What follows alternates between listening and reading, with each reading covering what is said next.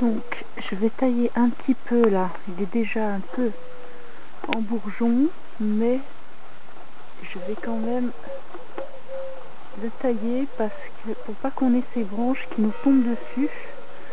Alors voilà, là c'est comme ça.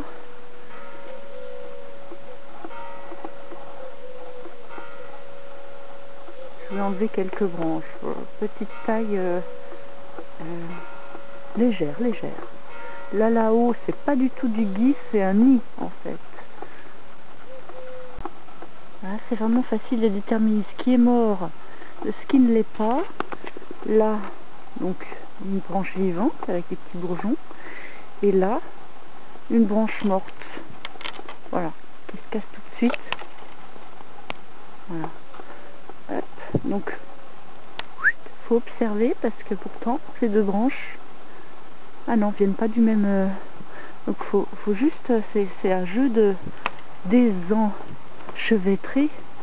Ouais, tout ce qui vient de ce grand bout là, cette branche là, est tout mort. Donc là, je peux la dégager, tout est mort. Hein. Tout est mort là.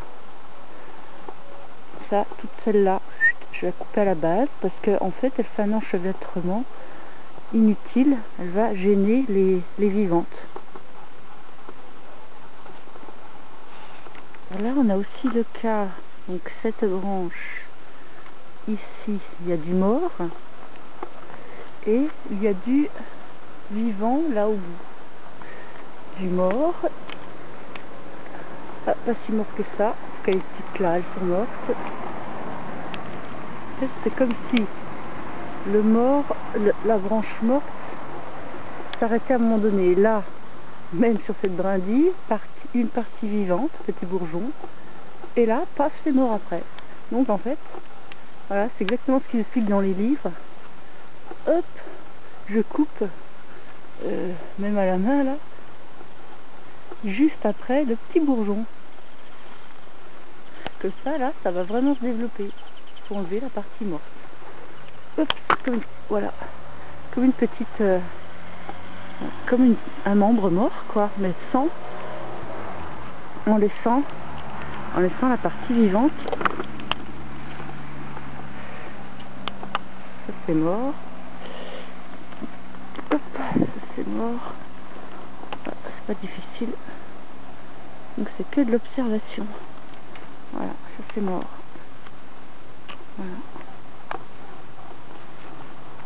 C'est toujours intéressant d'observer. Là, il y a eu de la casse l'année dernière.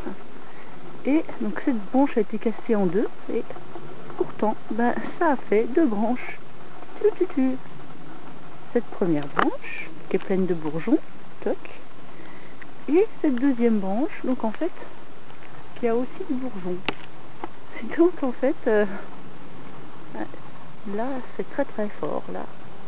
Hop, une branche fait deux branches à la main. Et bon, il y a eu de la chance que la maladie n'est pas rentrée dedans, la pluie, tout ça. Le nettoyage s'impose.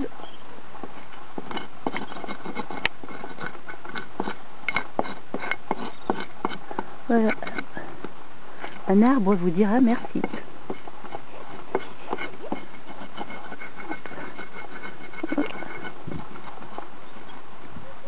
Oh, etc.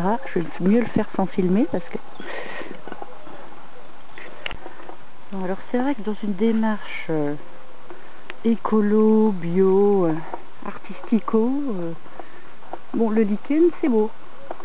C'est beau, c'est des tableaux hein, vivants. Mais donc c'est pas... C'est un peu comme les taches sur la peau.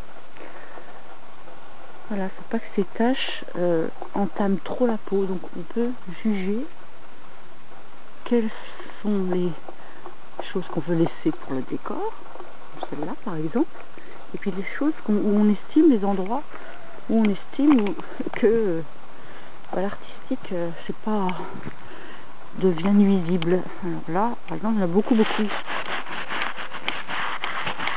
Voilà, ça, hop, donc c'est quasiment de la peinture en fait. Puisque là, on enlève un petit bout, là, hop, on estime que, il y en a moins, mais négociation entre la santé de l'arbre et le visuel.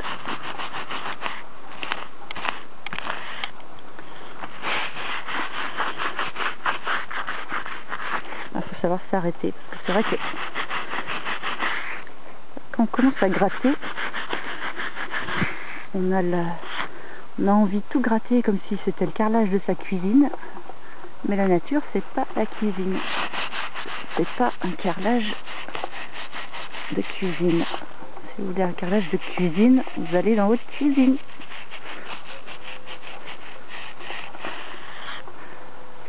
J'étais en train de toiletter au sécateur cette branche et puis j'observe et je me dis mais en fait elle est vraiment parallèle à cette autre, donc franchement elle se gêne.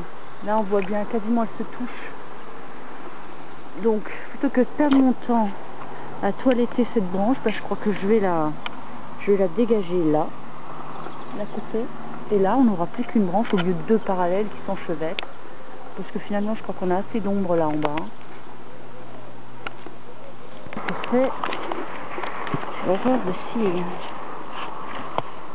Ah, ça fait.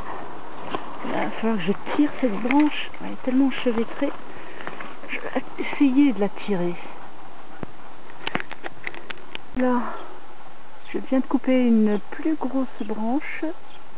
Ah, j'ai oublié mon sécateur dans l'arbre. Donc parce que là, celle-là, on voit bien la coupe, j'ai estimé que ici toute la branche allait nous encombrer la partie ici, ce qui est vraiment pas souhaitable, hein. On n'a pas l'intention de mettre une table de jardin ici. On a suffisamment d'ombre pour manger si on veut là. Donc voilà, cette branche est là maintenant.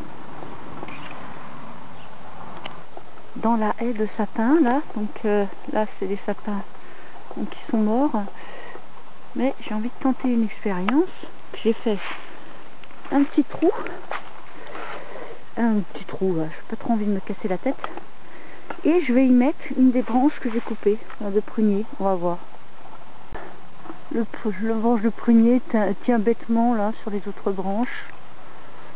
Bon, on verra, on sait jamais.